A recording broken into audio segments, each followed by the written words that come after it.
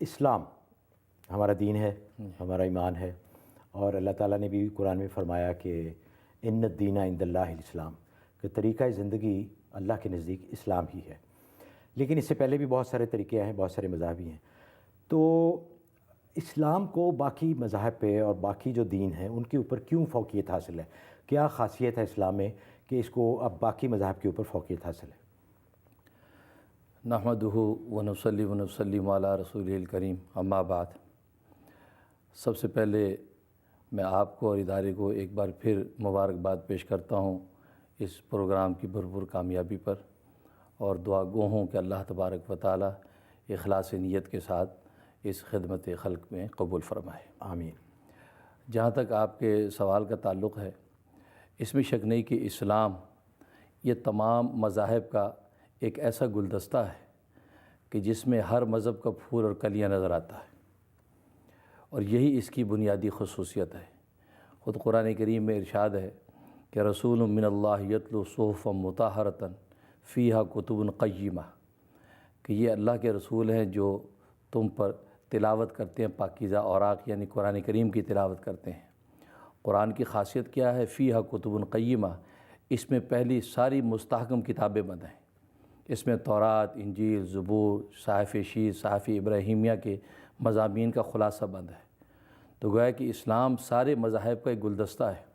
یہی وجہ ہے کہ اسلام اپنے ماننے والے کو تعلیم دیتا ہے کہ وہ بانگ دہل یہ اعلان کریں کہ آمنت باللہ و ملائکتہ و کتبہ و رسلہ، کہ سارے رسول ہمارے سر کا تاج اور ساری آسمانی کتابیں ہماری آنکھوں کا سرما ہیں۔ اس کے بغیر تو ایمان ہی مکمل نہیں۔ اور یہی وہ بنیاد ہے اسلام کی، کیونکہ باقی مذہبوں کی بنیاد نگیشن پر ہے، اسلام کی بنیاد نگیشن پر نہیں ہے، ایکسیپٹنس پر ہے۔ اسی وجہ سے کہ یہ سارے نبیوں کو اپنا سر کا تاج، ساری آسمانی کتابوں کو آنکھوں کو سرما سمجھتا ہے۔ خود قرآن کریم میں اللہ تبارک و تعالی ارشاد فرماتے ہیں کہ تحبونہم ولا یحبونکم، اے مسلمانوں تم دوسرے مذہب والوں سے تو محبت کرتے ہو، لیکن وہ تم سے محبت نہیں کرتے۔ کیوں؟ وَتُؤْمِنُونَ بِالْكِتَابِ كُلِّهِ، اس لیے کہ تم ساری کتابوں پر ایمان رکھتے ہو لیکن وہ تمہاری کتاب کو نہیں مانتے۔ یہی وجہ ہے کہ یہودیت کی ڈیفینیشن یہی ہے کہ حضرت عیسیٰ علیہ السلام کی تکذیب اور انجیل کا انکار، اور عیسائیت کی ڈیفینیشن یہ ہے کہ حضرت محمد رسول اللہ صلی اللہ علیہ وسلم کی تکذیب اور قرآن کریم کا انکار۔ تو گویا کہ ان کی بنیاد میں ہی نگیشن ہے، اور جہاں نگیشن آ جاتا ہے تو وہاں تعصب کی دیواریں کھڑی ہو جاتی ہیں۔ وہ مذہب جو ہے وہ ان بائسڈ نہیں رہتا، بائسڈ ہو جاتا ہے۔ جب بائسڈ ہو جاتا ہے تو اس میں بین الاقوامی لیڈرشپ کی صلاحیت نہیں رہتی۔ اسلام جو ہے اس کی بنیاد جو ہے وہ نگیشن پر نہیں ہے، کیونکہ وہ سارے نبیوں کو سر کا تاج مانتا ہے، سارے کتابوں کو تسلیم کرتا ہے۔ تو لہٰذا اس کی بنیاد جو ہے وہ ایکسیپٹنس پر ہے، اس وجہ سے اس میں تعصب کی دیوار کھڑی نہیں ہوتی، تو اس میں عالمی لیڈرشپ کی صلاحیت موجود ہے۔